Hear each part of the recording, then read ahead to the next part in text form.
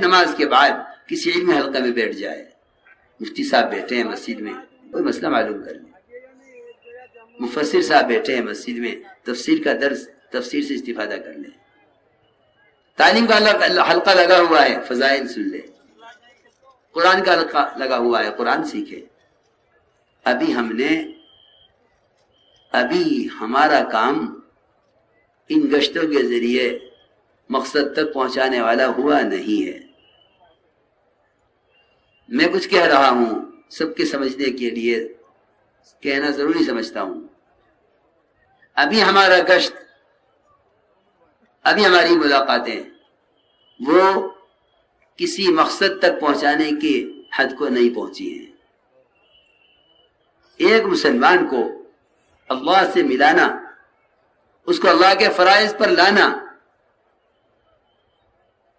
اس کو مسجد کے ماحول میں لے کر رکھ کر اس کو اندر سے بدلنے کی کوشش کرنا، ابھی ہمارا گشت اس موضوع پر نہیں آیا۔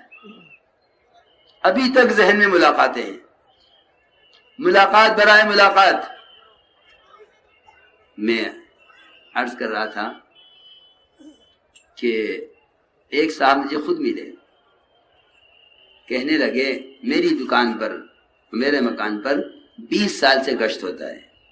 20 سال معمولی مدت نہیں ہے، 20 سال سے گشت ہوتا ہے میری دکان پر، میرے مکان پر۔ لوگ آتے ہیں، بات کرتے ہیں، میں کہتا ہوں اچھی بات ہے، جزاک اللہ، آپ نے بڑی اچھی بات کی۔ ملاقات کر کے لوگ چلے جاتے ہیں، کبھی گھر پر، کبھی دکان پر۔ 20 سال کے بعد ایک ایسی جماعت آئی جس نے کہا کہ ہم آپ سے بات کرنا چاہتے ہیں کہ جماعت ہو، کیا جماعت ہے، کرو، کیا بات ہے، لیکن ہماری درخواست یہ ہے کہ ہماری بات آپ مسجد میں چل کے سن لیں۔ کہ مسجد میں کیوں، یہاں کر لو۔ جماعت نے کہا کہ اگر ہم آپ کو اپنے گھر بلاتے تو آپ یہ کہتے کہ کھانا یہاں بھیج دو، آپ خوش ہوتے، مجھے اپنے گھر بلا رہے ہیں، آپ آنے سے انکار نہ کرتے کہ ہاں ٹھیک بات ہے۔ جماعت نے کہا جب آپ میرے گھر آنے سے انکار کرنے سے شرما رہے ہیں اور انکار نہیں کر سکتے تو اللہ کے گھر میں آنے سے کیا انکار ہے؟ یعنی ایسی بات کی جماعت نے کہ میں شرم سے گڑ گیا، سر نہیں اٹھا سکا۔ میں نے کہا ٹھیک ہے چلیے، ہم لے کر آئے، وضو کرایا، لے کر بیٹھے۔ کہنے لگا خدا کی قسم، یہ میری اس وقت 60-65 سال کی میری عمر ہے، یہ میری زندگی کا پہلا موقع ہے کہ میں نے آپ کی برکت سے اللہ کے گھر میں قدم رکھا ہے۔ 20 سال سے گشت ہوتا ہے، مجھ سے کسی نے نہیں کہا کہ مسجد آ جاؤ۔ میری زندگی کا یہ پہلا موقع ہے، اگر میں مر جاتا ہے اس حال میں، میری زندگی کا پہلا دن ہے یہ کہ میں نے اللہ کو سجدہ کیا ہے۔ 20 سال سے میں ان گشت کرنے والوں کی باتیں سنتا ہوں۔ یہ سنت کیا ہے؟ سنت ہی دین ہے۔ یہ سنتیں صرف عادات عبادات میں نہیں ہیں، جس طرح سنت عادات اور عبادات میں ہے، اس طرح سنت دعوت بھی ہے، کیونکہ تربیت مطلوب ہے۔ اس لیے میرے عزیز دوستو، جتنے امت پر حالات ہیں، فتنے ہیں، قرضوں کے، قحط سالیوں کے، سیلابوں کے، مقدمات کے، بیماریوں کے، یہ سب اللہ کے غصے کے مظاہر اور اللہ کے غصے کے اسباب ہیں۔ اور مساجد کا آباد کرنا، حدیث میں آتا ہے اللہ کی طرف سے آنے والے وہ عذاب جو مقدر ہو چکا ہے، اللہ اس کو ہٹا دیتے ہیں۔ اس لیے ہم اس بات کا دل سے عزم کریں، سب پورا مجمع، اپنی مسجدوں کو ملاقات کے دوران عمل سے خالی نہ چھوڑو۔ تم بازار میں ہو، گھروں کی ملاقات میں ہو، گلیوں میں ہو، ہر گشت کر، میں مولانا صاحب کی بات آپ سے عرض کرتا ہوں، حضرت فرماتے تھے ایسے گشت کیا کرو جیسے سیلاب سے لوگوں کو بچا کر نکال کر خشکی میں لایا جاتا ہے، زلزلہ کہیں آ جائے تو ملبے سے دبے ہوئے لوگوں کو بچا کر کھینچ کر نکالا جاتا ہے۔ اس فکر سے گشت کیا کرو گویا مسجد سے باہر کا سارا ماحول وہ نقصان میں اور امت کی ہلاکت کا ماحول ہے، یہاں سے کسی طرح بچا کر ایک مسلمان کو اللہ کے گھر میں داخل کرنا ہے۔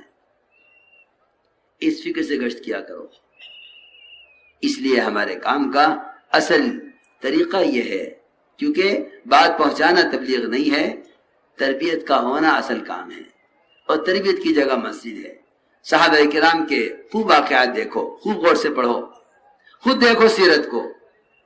اگر یوں کہو کہ فلاں یہ کہہ رہا ہے تو یوں کہو گے فلاں یہ بھی کہہ رہا ہے، فلاں یہ بھی کہہ رہا ہے۔ سیرت کو دیکھو گے تو کام پر بصیرت بڑھے گی، سیرت کو دیکھو گے کام پر بصیرت بڑھے گی۔ ہر کام کرنے والوں کو چاہیے جو عرض کیا جا رہا ہے اسے خود صحابہ کی سیرت میں دیکھے کہ صحابہ کرام کا طریقہ محنت کیا تھا۔ جو عذاب اللہ کے یہاں سے مقدر ہو چکا ہے وہ مشرق آباد کرنے والوں سے ہٹا دیا جاتا ہے۔ دوسری بات یہ ہے میرے دوستو عزیزو، دعوت اللہ، علماء نے اس کا ترجمہ کیا ہے دعوت الی فرائض اللہ۔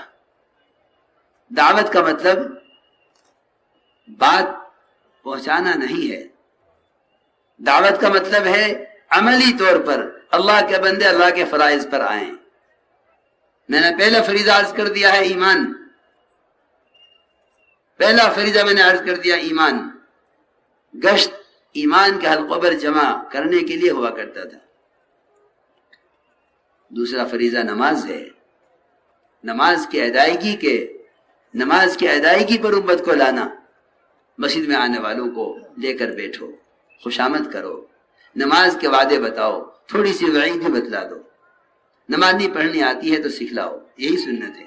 آپ نماز خود سکھلاتے تھے، آپ مشغول ہوتے تو صحابہ سکھلاتے تھے۔ عمر رضی اللہ تعالیٰ عنہ منبر سے التحیات اس طرح سکھلاتے تھے جیسے بچوں کو حروف کی تلقین کی جاتی ہے، حروف سکھلائے جاتے ہیں۔ اس طرح ہمیں نماز کی ادائیگی پر امت کو لانا ہے۔ ہمارا کام صرف ترغیب دینا نہیں ہے، ترغیب عمل کی طرف آنے کے لیے ہے، عمل کی طرف لانے کی کوشش دعوت ہے۔ ترغیب دعوت کا ایک جز ہے، ترغیب دعوت کا ایک جز ہے۔ ترغیب صرف تبلیغ نہیں ہے، ترغیب کل تبلیغ نہیں ہے، ترغیب دعوت کا جز ہے۔ ترغیب ہوتی ہے کسی عمل کو وجود میں لانے کے لیے۔ ہم نے صرف ترغیب پر کام کو چھوڑ کر تعلیم اور ادائے فرائض سے ہم غافل ہو گئے۔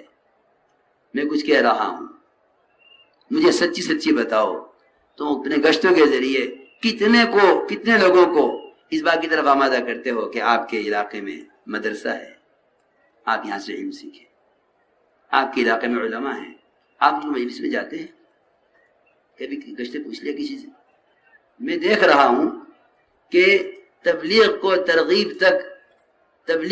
ترغیب تک ایسا محدود کر دیا گیا کہ تعمیل کی طرف کوئی توجہ نہیں ہے، یعنی عمل کی طرف توجہ نہیں ہے، صرف تبلیغ میں ترغیب دینے کو دعوت کا کام سمجھا جانے لگا ہے۔ میں تم سے سچی کہتا ہوں، اگر یہ مزاج بن گیا تو یہ کام گزرگاہ بن کر رہ جائے گا۔ لوگ ترغیب سنتے سنتے اکتا جائیں گے، کسی عمل کی طرف پیش رفت نہیں ہوگی۔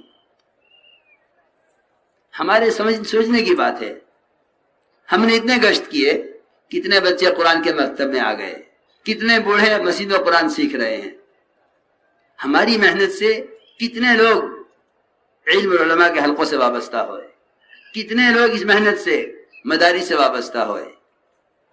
مدارس کے طلباء کی تعداد کو دیکھ کر کہتے ہیں علم بہت پھیل رہا ہے۔ جاہلوں کی کثرت اور جاہلوں کے اس سمندر کو دیکھ کر سوچو گے کہ نہیں، ابھی کچھ بھی نہیں ہے۔ حیرت کی بات ہے، دنیا کے معاملے میں